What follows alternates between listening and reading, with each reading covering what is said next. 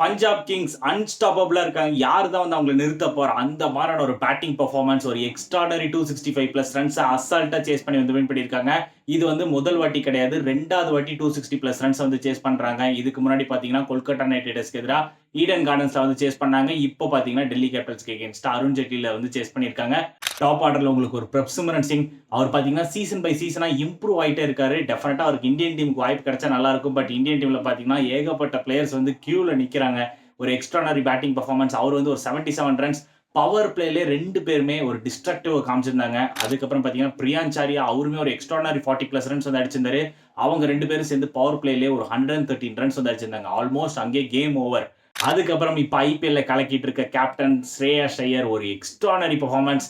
சேசிங்ல பாருங்க ஈஸியா அவர் எடுத்துட்டே போறாரு. எல்லா சேசிங்லயுமே பார்த்தீங்கன்னா சூப்பரா வந்து விளையாண்டு இருக்காரு. இன்னைக்கு 71 ரன்ஸ் ஒரு எக்ஸ்ட்ரானரி பேட்டிங் வந்து காமிச்சிருக்காரு. கேப்டனா பொறுப்பா ஒரு டீமை வந்து வின்னுக்கு எடுத்துட்டு போயிருக்காரு. டெல்லி கேபிட்டல்ஸ்க்கு பாசிட்டிவ்னு பார்த்தீங்கன்னா, கேஎல் ராகுல் ஒரு எக்ஸ்ட்ரானரி 152 ரன்ஸ் வந்து அடிச்சிருந்தாரு. பாவமா இருந்தது. அது வந்து ஒரு லூசிங் காசுக்கு வந்து போச்சு. அதுக்கப்புறம் நிதிஷ் ராணா அவருமே சூப்பரான ஒரு 91 ரன்ஸ் வந்து அடிச்சிருந்தாரு. பட் 2 பேருமே நல்ல ஒரு எஃபர்ட் வந்து போட்டிருந்தாங்க. பட் பவுலிங்னால தான் இந்த ஒரு மேட்ச் வந்து டெல்லி கேபிட்டல்ஸ் வந்து லூஸ் பண்ணாங்க. அவங்களோட கீ பவுலரான இங்கிடிக்கு வந்து ஒரு மிகப்பெரிய இன்ஜுரி. பார்க்கறதுக்கே ரொம்ப கஷ்டமா இருந்தது. அவர்னால எந்திரிக்க முடியல. ஆம்புலன்ஸ் வந்து தூக்கிட்டு போனாங்க. கடைசியில ஐபிஎல் வந்து ஒரு அப்டேட் வந்து குடுத்திருக்காங்க. அவருக்கு எந்த ஒரு பிரச்சனையும் இல்ல.